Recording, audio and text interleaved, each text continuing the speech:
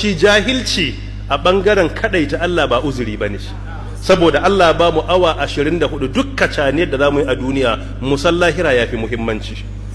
Shi yasa a yanzu an shagalta da al'amarin duniya, wanda suka damu su san addini su bauta Allah sun yi karanci. Ana shikan jahilci, ana zaman auren jahilci, ana komen jahilci, ana mu'amalar jahilci, har musulmi ya gagara gane cewa wai addini ya karantar da komai. Akwai musulman da jahilci ya sa ba su san cewa musulunci ya karantar da kasuwanci ba, shi yana ga a kasuwa babu musulunci. Akwai wanda a yanzu ba su san wai zaman aure addini ba ne. Akwai wanda kai tsaye ce shi fa harkan aure bai so a shigo mana da addini, shi fa maganar addini bai ba. Akwai waɗanda suke siyasa ba su san musulunci ya karantar da siyasa ba saboda jahilci. Ita kalmar siyasar larabci ne, a hadisi aka fara saninta, kanat banu isra'ila tasusuhum anbiya'uhum. Ita kanta kalmar siyasa din ba Hausa bace, so da haka babu wata siyasar duniya da ba a Qur'ani da sunna take ba. Duk siyasar da take wajen Qur'ani da sunna wallahi sunanta bata ne da halaka ne. Shi musulmi baya yin abin da babu addini a ciki. Don haka aurenka akwai addini, kasuwancinka akwai addini, zaman ofis ɗinka akwai addini, siyasarka akwai addini, tafiye-tafiyenka akwai addini, komai za ka yi akwai addini. So amma jahilci ya sa wani bai gane addini ya karantar ba. Mutane ba su sani ba fa akwai takaddun a siyasar shari'iyya. Ita siyasa a mahangar shari'a an rubuta sama da shekara 800, kuma Qur'ani ya karantar da siyasa ga ayoyi da dama. Amma musulmi yana sallah sai ce wai kar a yi maganar ma siyasa a musulunci. Wa ya gaya maka? Ai ba addini ba ne, addinin shi ya karantar da ita. Duk al'amarin da aka cire addini a ciki, in dai kai musulmi ka neman aljanna, ka ce to ba ruwanmu da shi.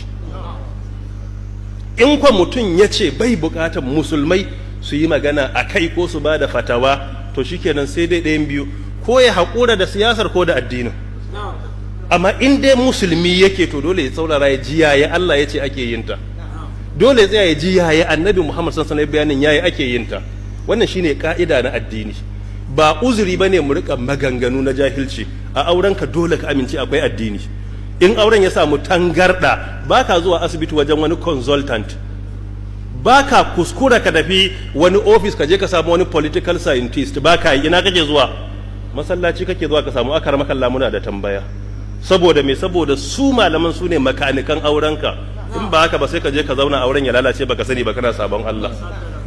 To yadda suke gyara maka aure su kulla maka, ka zo sallah su koya maka, to haka in kana kasuwa sai ka haƙura ka zo ka tsuguna gaban liman akar makalla a gaya mana yaya kasuwanci yake a musulunci, a gaya maka ina riba take shiga ina ne ba ta shiga. In ka shiga kasuwa da jahilci, a shekara ɗaya da uwar kuɗin da riba duk sai su zama riba baka sani ba.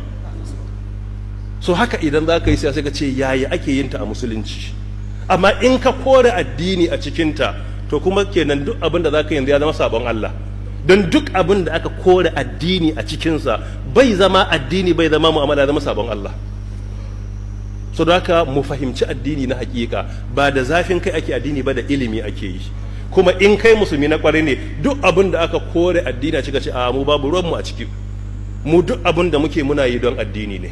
In muka same ka a kasuwa kana zaune ka ce kana yi ne bisa ga tsarin Allah, don haka a cikin ribar ka akwai haƙƙin musulunci, za ka cire zakka, za ka taimaki mabukata.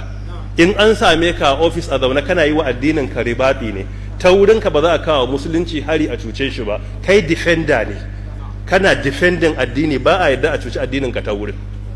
Kuma ka yi demonstrating karantarwar musulunci na adalci.